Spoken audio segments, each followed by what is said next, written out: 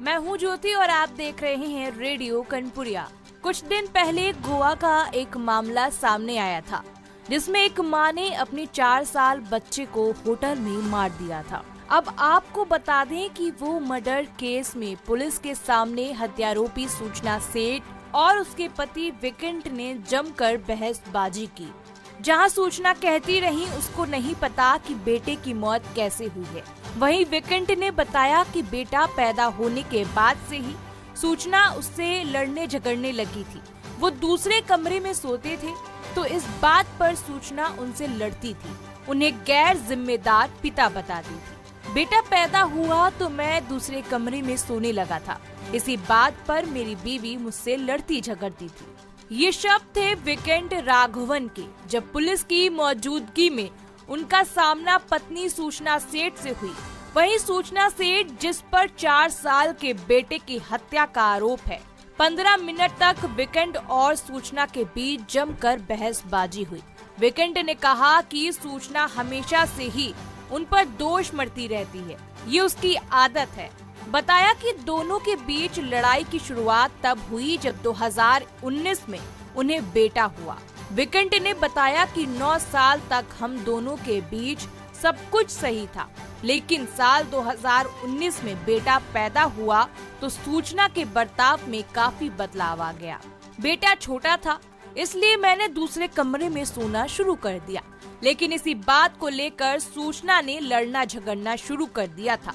सूचना का कहना था कि मैं बच्चों की जिम्मेदारी नहीं उठाता हूँ और हमेशा तलाक की धमकी दिया करती थी। बच्चे के पिता विकेंट ने कहा कि सूचना ने ही तलाक के लिए कोर्ट में आवेदन दिया था। बच्चे के पिता विकेंट ने कहा कि सूचना ने ही तलाक के लिए कोर्ट में आवेदन दिया था, मैंने नहीं। तो दूसरी तरफ सूचना ने पुलिस के सामने कहा कि उसे नहीं पता था कि बच्चे की मौत कैसे हुई। 7 जनवरी को जब वह सोने गई थी तो बच्चा जिंदा था। सुबह देखा तो बच्चा जिंदा नहीं था। विकेंट ने बताया कि मेरा बेटा मुझसे मिलना चाहता था। यही बात सूचना को पसंद नहीं थी। पहले तो वो मुझसे मेरे बेटे को मिलने नहीं देती थी, लेकिन जब मामला कोर्ट में जा पहुंचा तो वहां मुझे मेरे बेटे से मिलने की परमिशन तो मिल ही गई थी। दिसंबर 2022 तक मैं अपने बेटे से नहीं मिल पाया था, लेकिन कोर्ट के आदेश के अनुसार जनवरी 2024 से मैं बेटे से मिल सकता था। सूचना उसे लेकर गोवा चली गई। उसने इस बारे में किसी को नहीं बताया।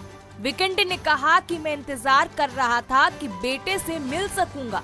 मैं तय तारीख 7 जनवरी में उस जगह शाम तक इंतजार करता रहा, लेकिन सूचना बेटे को लेकर नहीं आई। सूचना उसे लेकर गोवा चली गई। उसने इस बारे में किसी को नहीं बताया। विकेंट ने कहा कि मैं इंतजार कर रहा था कि बेटे से मिल सकूंगा।